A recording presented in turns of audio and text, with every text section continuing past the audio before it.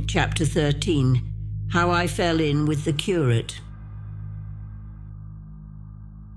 After getting this sudden lesson in the power of terrestrial weapons, the Martians retreated to their original position upon Horsell Common, and in their haste, and encumbered with the debris of their smashed companion, they no doubt overlooked many such a stray and negligible victim as myself.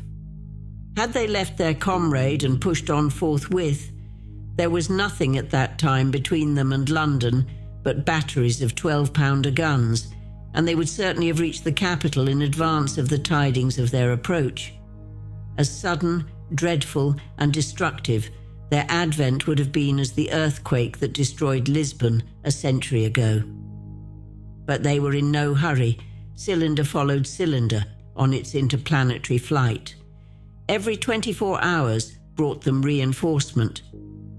And meanwhile, the military and naval authorities, now fully alive to the tremendous power of their antagonists, worked with furious energy.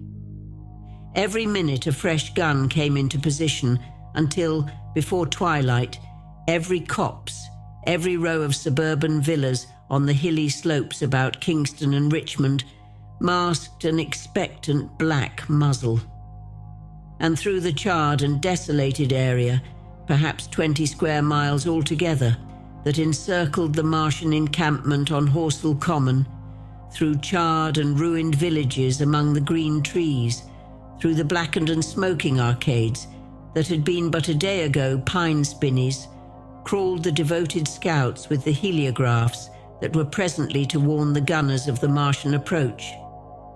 But the Martians now understood our command of artillery and the danger of human proximity, and not a man ventured within a mile of either cylinder, save at the price of his life. It would seem that these giants spent the earlier part of the afternoon in going to and fro, transferring everything from the second and third cylinders, the second in Addlestone Golf Links and the third at Pireford, to their original pit on Horsell Common. Over that, above the blackened heather and ruined buildings that stretched far and wide, stood one as sentinel, while the rest abandoned their vast fighting machines and descended into the pit. They were hard at work there far into the night, and the towering pillar of dense green smoke that rose therefrom could be seen from the hills about Merrow, and even, it is said, from Banstead and Epsom Downs. And while the Martians behind me were thus preparing for their next sally, and in front of me humanity gathered for the battle, I made my way with infinite pains and labour from the fire and smoke of burning Weybridge towards London. I saw an abandoned boat, very small and remote, drifting downstream, and throwing off the most of my sodden clothes, I went after it, gained it, and so escaped out of that destruction. There were no oars in the boat, but I contrived to paddle, as well as my parboiled hands would allow, down the river towards Halliford and Walton, going very tediously and continually looking behind me, as you may well understand. I followed the river because I considered that the water gave me my best chance of escape should these giants return. The hot water from the Martians' overthrow drifted downstream with me, so that for the best part of a mile I could see little of either bank. Once, however, I made out a string of black figures hurrying across the meadows from the direction of Weybridge. Halliford, it seemed, was deserted, and several of the houses facing the river were on fire. It was strange to see the place quite tranquil, quite desolate under the hot blue sky, with the smoke and little threads of flame going straight up into the heat of the afternoon. Never before had I seen houses burning without the accompaniment of an obstructive crowd. A little farther on, the dry reeds up the bank were smoking and glowing, and a line of fire inland was marching steadily across a late field of hay. For a long time I drifted, so painful and weary was I after the violence I had been through, and so intense the heat upon the water. Then my fears got the better of me again, and I resumed my paddling. The sun scorched my bare back. At last, as the bridge at Walton was coming into sight round the bend, my fever and faintness overcame my fears, and I landed on the Middlesex bank and lay down, deadly sick, amid the long grass. I suppose the time was then about 4 or 5 o'clock. I got up presently, walked perhaps half a mile without meeting a soul, and then lay down again in the shadow of a hedge. I seem to remember talking wanderingly to myself during that last spurt. I was also very thirsty and bitterly regretful I had drunk no more water. It is a curious thing that I felt angry with my wife. I cannot account for it, but my impotent desire to reach Leatherhead worried me excessively. I do not clearly remember the arrival of the curate, so that probably I dozed. I became aware of him as a seated figure in soot-smudged shirt-sleeves, and with his upturned, clean-shaven face, staring at a faint flickering that danced over the sky. The sky was what is called a mackerel sky, rows and rows of faint down plumes of cloud, just tinted with the midsummer sunset. I sat up, and at the rustle of my motion, he looked at me quickly. "Have you any water?" I asked abruptly. He shook his head. "You have been asking for water for the last hour," he said. For a moment we were silent, taking stock of each other. I dare say he found me a strange enough figure, naked, save for my water-soaked trousers and socks, scalded, and my face and shoulders blackened by the smoke. His face was a fair weakness, his chin retreated, and his hair lay in crisp, almost flaxen curls on his low forehead. His eyes were rather large, pale blue, and blankly staring. He spoke abruptly, looking vacantly away from me. "What does it mean?" he said. "What do these things mean?" I stared at him and made no answer. He extended a thin white hand and spoke in almost a complaining tone. "Why are these things permitted? What sins have we done?" The morning service was over. I was walking through the roads to clear my brain for the afternoon, and then fire, earthquake, death. As if it was Sodom and Gomorrah, all our work undone, all the work. What are these Martians? "What are we?" I answered, clearing my throat.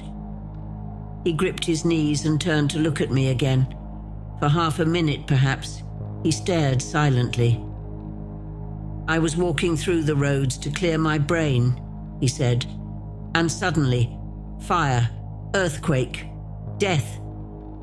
He relapsed into silence, with his chin now sunken almost to his knees. Presently he began waving his hand. "All the work, all the Sunday schools, what have we done? What has Weybridge done? Everything gone, everything destroyed. The church, we rebuilt it only 3 years ago. Gone, swept out of existence. Why?" Another pause, and he broke out again like one demented. "The smoke of her burning goeth up forever and ever," he shouted. His eyes flamed, and he pointed a lean finger in the direction of Weybridge. By this time I was beginning to take his measure, the tremendous tragedy in which he had been involved. It was evident he was a fugitive from Weybridge, had driven him to the very verge of his reason. "Are we far from Sunbury?" I said in a matter-of-fact tone.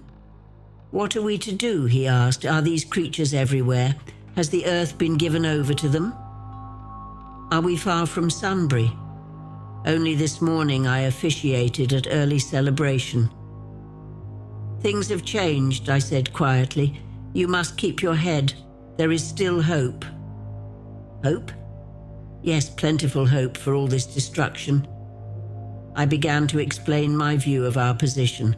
He listened at first, but as I went on, the interest dawning in his eyes gave place to their former stare. and his regard wandered from me. "This must be the beginning of the end," he said, interrupting me.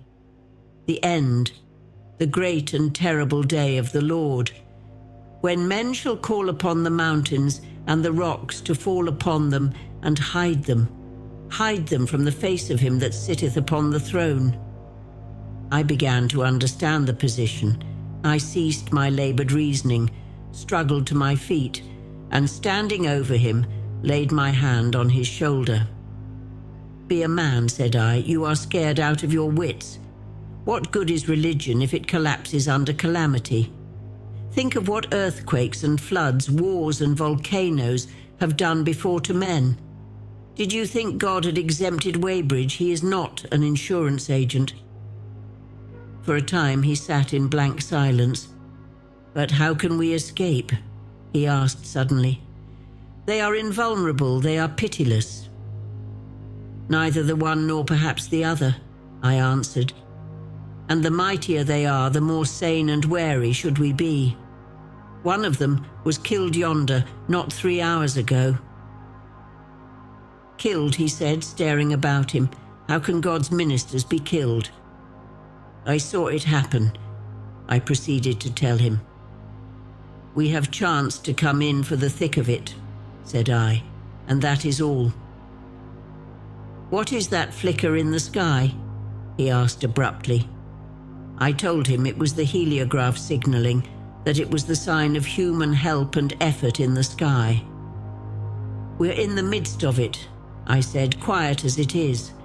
That flicker in the sky tells of the gathering storm.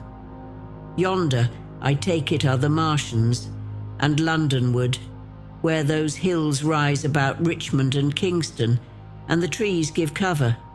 Earthworks are being thrown up and guns are being placed. Presently, the Martians will be coming this way again." And even as I spoke, he sprang to his feet and stopped me by a gesture. "Listen," he said. From beyond the low hills across the water came the dull resonance of distant guns and a remote, weird crying. Then everything was still. A cockchafer came droning over the hedge and past us. High in the west, the crescent moon hung faint and pale above the smoke of Weybridge and Shepperton and the hot, still splendor of the sunset. "We had better follow this path," I said, "northward."